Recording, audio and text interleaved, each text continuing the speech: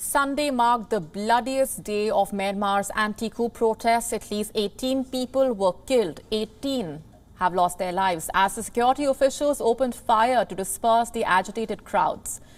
The protests in the country have now entered the fourth week. In the beginning of this month, the democratically elected leader Aung San Suu Kyi, along with other prominent representatives, were arrested by the military. And since then, the country has been stuck in the middle of the escalating political crisis. The protests so far had been peaceful, but the violence on Sunday changed the entire narrative of the demonstrations and the movement. The police and the army resorted to the use of tear gas, water cannons, even live ammunition to clamp down on the protests.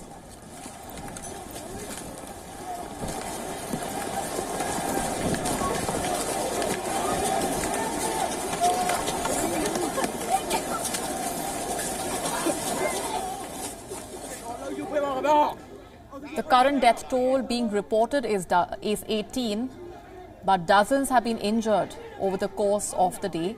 Over 1,000 have been arrested so far.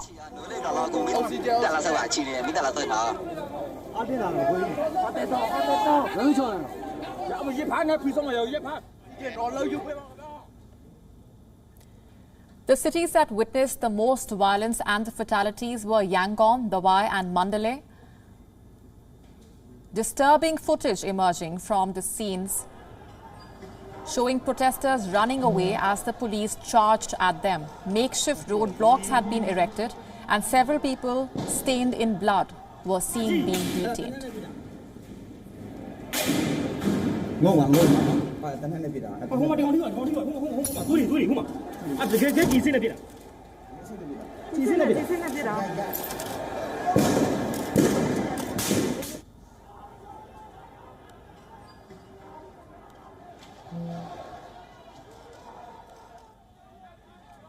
The United Nations Human Rights Office has condemned the junta's violent crackdown.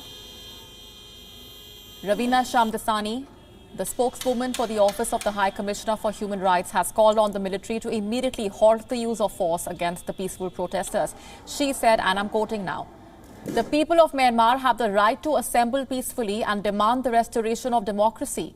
These fundamental rights must be respected by the military and the police, not met with violent and bloody repression." The West has maintained its close watch on the situation unraveling in Myanmar. Some countries have condemned the coup, while some have gone ahead and imposed limited sanctions on the people behind the staged ouster.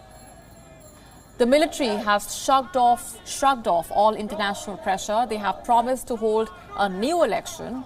Even a month later, though, the date has not been announced and the crackdown continues.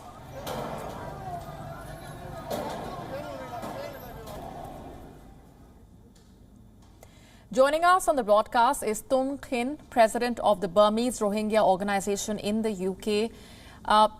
Demonstrations against the junta have now lasted throughout the month of February. The international community has condemned the coup. The UN Human Rights Organization has also urged the military government to halt its aggressive crackdown. But on the ground, we see the complete opposite, with the military now intensifying the clampdown on the protests. So as the international condemnation continues to pour in, do you see in the coming days any reduction in the use of force being used by the military there? Thank you so much inviting me to speak, on your channel. It is very important that you are highlighting the point that international community role is here very important. We salute the people of Burma, on the streets, young people, thousands of people in many cities. Today we have seen, but the people of Burma protesting to restore democracy in Burma. Unfortunately, the criminal Ming Online and the generals, they are ordering to fire. They using sniper. We have seen that light infantry division 77, some of the cities, especially in Rangoon, the largest city, they are cracking down. This is totally, unbelievable. This is what's happening on the nose of on the nose of international community. They are ignoring. They just drafting a statement condemning, and they are, concerned. But the people of Burma who are brave enough to come out of the street for about now 3 weeks, they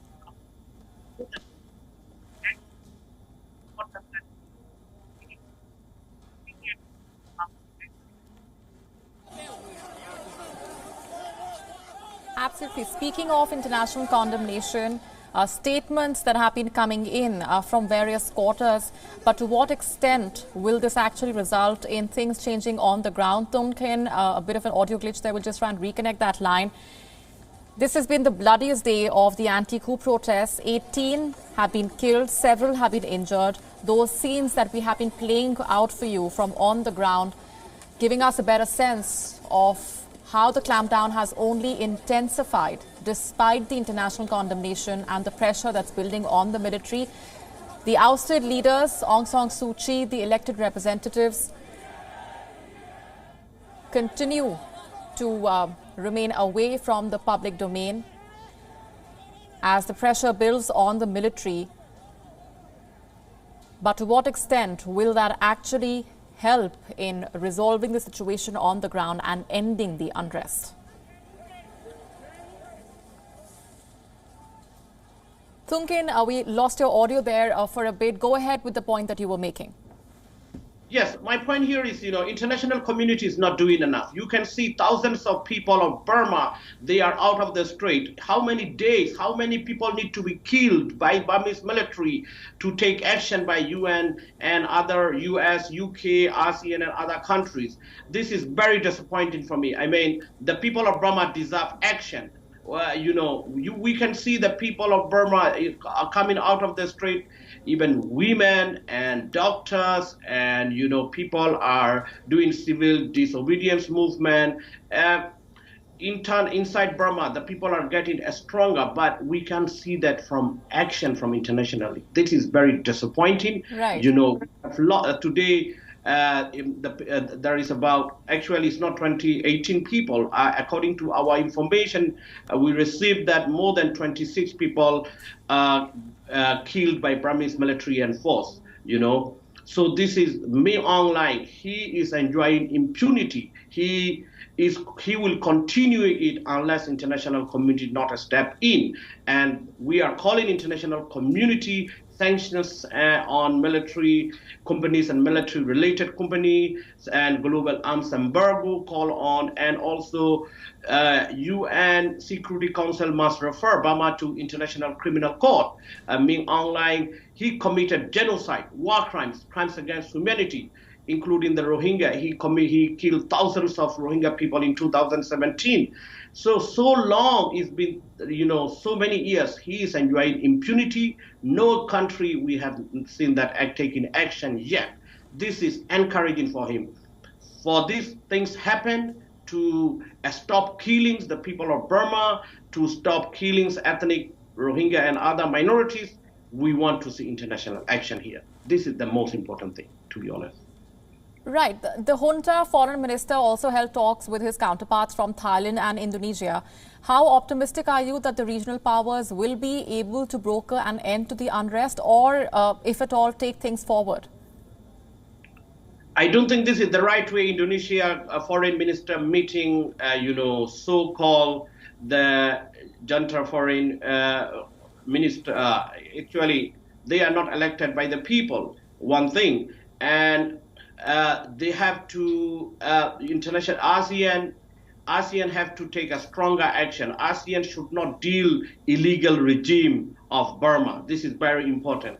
And ASEAN also should stop investing in Burma. ASEAN governments, they are so soft. That is the problem. ASEAN have to condemn, and Indonesia, including other countries, have to come up with a stronger action, because they are neighboring country. They have to play a key role here. How can be a country in Burma, a country, we